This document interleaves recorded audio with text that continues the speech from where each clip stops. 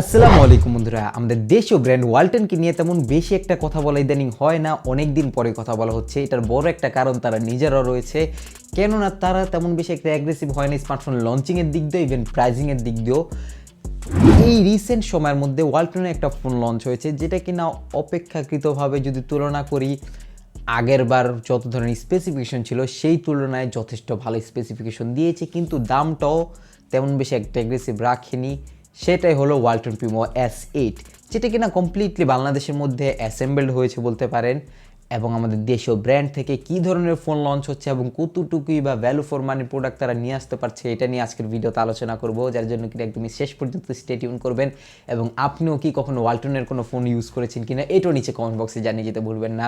ভিডিওতে যদি শুরুতে জাম্প করি, এর কিছু হাইলাইটিং পয়েন্ট রয়েছে কিংবা হাইলাইটিং স্পেসিফিকেশনও রয়েছে, যেটা কিনা ওয়ালটন অনেক ভালোভাবে প্রমোট করছে।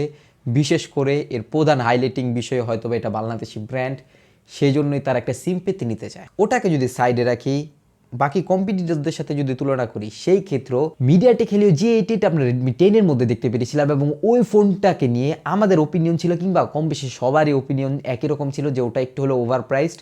তুলনামূলকভাবে আগের ফোনগুলোর কথা চিন্তা করলে সেম জিনিসটা এখানেও একই কথা বলতে হয়, বাট এখানে গিয়ে দেখা যাচ্ছে যে আরও এর প্রাইস বেশি ধরা হয়েছে অফিসিয়াল প্রাইজিং। আমাদের দেশীয় ব্র্যান্ড বলে কথা, তুলনামূলকভাবে মুরগির দিক দিয়েও দেখতে গেলে আঙ্গ দেশীয় মুরগির দাম অনেক বেশি থাকে।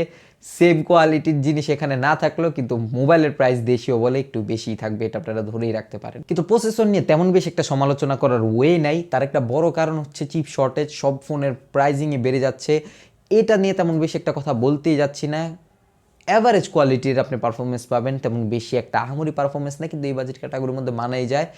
কিন্তু আপনারা ধরে রাখবেন যে এই প্রসেসর দেওয়া ফোনগুলোর অ্যাকচুয়াল ভ্যালু থাকা উচিত 15,000 অ্যারাউন্ড কিংবা 17,000 ম্যাক্স মানা যেতে পারে, এর বেশি তো একদমই না।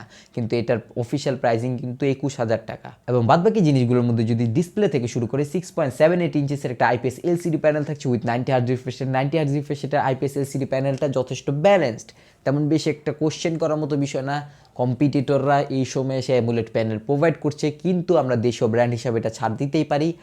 কিন্তু এখানে কোনো একটা ডিসপ্লে প্রোটেকশন নাই, সামনেও প্রোটেকশন নাই, পিছনেও কোনো প্রোটেকশন নেই, সেই জন্য একটা বড় কোশ্চেন মার্ক হয়ে দাঁড়ায়। আর হ্যাঁ, আপনাদের সুবিধার্থে জানিয়ে রাখি, Y1L1 সাপোর্ট এখানে একদমই থাকছে না, কিন্তু ভালো ব্যাপার ডুয়েল সিমের সাথে আপনারা একটা SD কার্ডের সাপোর্ট অবভিয়াসলি পেয়ে যাচ্ছেন। বাদ বাকি ক্যামেরা ক্যাটাগরির মধ্যে 48 মেগাপিক্সেলের ক্যামেরা সেট আপ থাকলেও তাদের সফটওয়্যার অপটিমাইজেশন তেমন আপ টু দ্য মার্ক না হওয়ার কারণে তেমন বেশি একটা ভালো আউটপুট আপনারা পাবেন না, এটা আপনারা ধরেই রাখতে পারেন। 48 মেগাপিক্সেলের f1.8 অ্যাপারচারের একটা প্রাইমারি ক্যামেরা রয়েছে, 5 মেগাপিক্সেলের একটা আলট্রা ওয়াইড ক্যামেরা, বাদ বাকি 2 মেগাপিক্সেলের ডেপথ অ্যান্ড ম্যাক্রো। এটা আপনারা সকলেই জানেন, এত বছর যাবত একই রকম হয়ে আসছে সব জিনিস। কিন্তু এই সময় একটা মেজর ইস্যুজ হয়ে যাচ্ছে ওয়ালটনের সফটওয়্যার এক্সপিরিয়েন্স।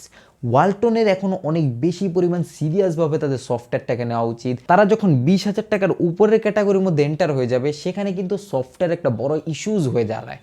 আমরা চাইলেও উড়িয়ে দিতে পারি না সফটওয়্যার ইস্যুটা, এবং এই সফটওয়্যার ইস্যুর কারণে শাওমি এবং রিয়েলমি প্রচুর পরিমাণ রোস্ট হচ্ছে চারদিকে আমরা দেখতে পাচ্ছি। এবং ওয়ালটনেরও সেম জিনিসটা মাথায় রেখে চলা প্রয়োজন, এবং তারা এখানে শুরুতেই অনেক ঝামেলা পাকিয়ে ফেলছে। ওয়ালটনের উচিত ভালোভাবে সফটওয়্যার আপডেট পুশ করে আগে তাদের বাগস ভাল্লুকগুলোকে খেদানো। তাদের সফটওয়্যার অপটিমাইজেশনের কারণে মিডিয়াটেক হেলিও G88ও তেমন up to the mark performance দিতে পারছে না, ইভেন ক্যামেরা ক্যাটাগরির মধ্যে তো আরও অনেক পরিমাণ কাজ করতে হবে। কিন্তু এখানে অনেকে বলবেন যে এই বাজেট ক্যাটাগরির মধ্যে অল্টারনেটিভ কী কী রয়েছে। অল্টারনেটিভ অনেকগুলো ফোন রয়েছে। রিয়েলমি 7 প্রো যা আরও আগের ছিল, সেই রিয়েলমি 7 প্রো আরও বেটার ফোন এটার সাথে তুলনা করলে। রেডমি নোট 10 প্রো পাওয়া যাচ্ছে আনঅফিসিয়াল ফোনটা, ইভেন এই প্রাইসিংয়ের মধ্যে অ্যারাউন্ড 21,000 টাকার মধ্যে প্রো, যেটা 64 মেগাপিক্সেলের। ইভেন সেম প্রাইস পয়েন্টের মধ্যে ফেব্রুয়ারি মাসের মধ্যে রেডমি নোট 11, রিয়েলমি 9 সিরিজের ফোনগুলো 9i এগুলো লঞ্চ হয়ে যাবে, যার সামনে কিনা এই সব ধরনের ল্যাকিংসগুলো নিয়ে আমাদের দেশীয় ব্র্যান্ডের এই ফোনটা হয়তোবা টিকতেও পারবে না। তাদের ফোনে অনেক পরিমাণ ল্যাকিংস থাকে।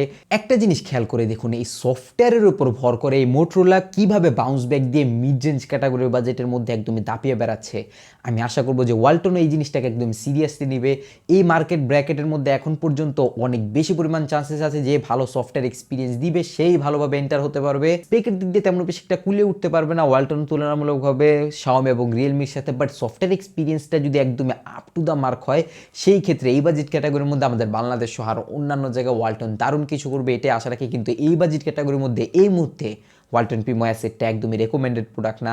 আপনার যদি দ্রুতই ফোন কিনতে হয় তাহলে রেডমি নোট 10 প্রোটা রয়েছে, ওটা কিনতে পারেন। রিয়েলমি 8 প্রো রয়েছে, সেগুলো যদি না কিনতে হয় তাহলে আর 15 থেকে 20 দিনের মধ্যে রেডমি নোট 11 সিরিজ লঞ্চ হয়ে যাচ্ছে সেম এই প্রাইজিংয়ের মধ্যেই।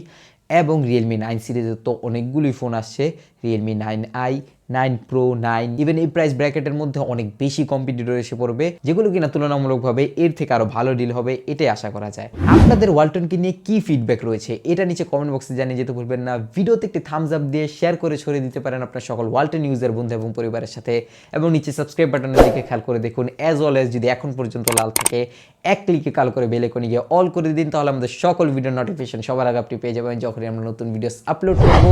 I will catch you guys in the next video. আল্লাহ হাফেজ।